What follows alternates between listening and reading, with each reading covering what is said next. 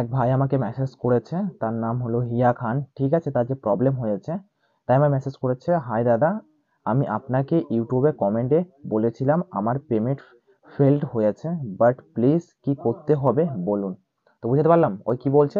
দাদা, হাই দাদা, আমি আপনাকে ইউটিউবে কমেন্টে বলেছিলাম আমার পেমেন্ট ফেলড হয়ে গেছে, ঠিক আছে, হয়েছে, বাট প্লিজ আমাকে কি করতে হবে বলুন।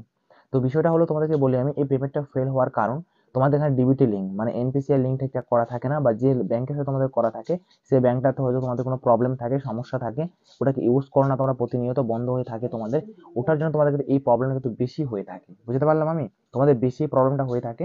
তোমরা যে ব্যাংকের সাথে তোমাদের এনপিসিআই লিঙ্ক করা আছে বা ডিবিটি লিঙ্ক করা আছে, ওই ব্যাংকটাকে তোমরা প্রথমে ঠিক করে রানিং করে রাখো।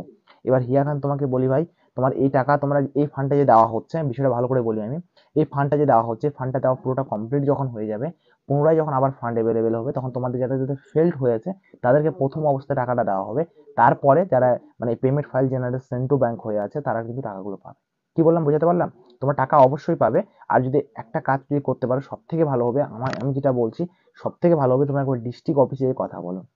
তোমাদের স্ক্রিনশটটা নিয়ে নিবা, নিয়ে নেওয়ার পর যাই ওখানে কথা বলবা যে স্যার বা ম্যাডাম, আমার এরকম প্রবলেম হয়েছে, আমার পেমেন্টটা ফেল্ড হয়ে গেছে। ওদের কাছে পরামর্শ নিবা, ওরা তোমাকে আরো আমার থেকেও ভালো দিবে।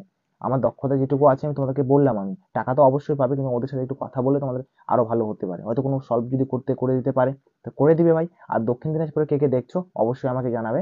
তোমাদের যদি প্রবলেম যদি হয়ে থাকে, তো আমি তোমাদের সলভ করে দেবো দক্ষিণ দিনাজপুরে বালুঘাট শহরে, ঠিক আছে। So thank you for watching, follow করবে আর লাইক করবে, ওকে।